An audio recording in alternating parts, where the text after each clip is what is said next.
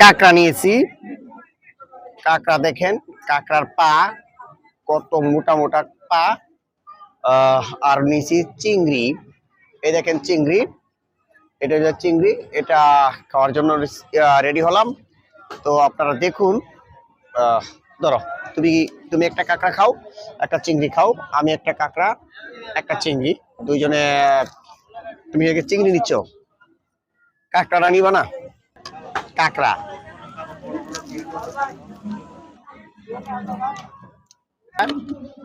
চিংড়ি।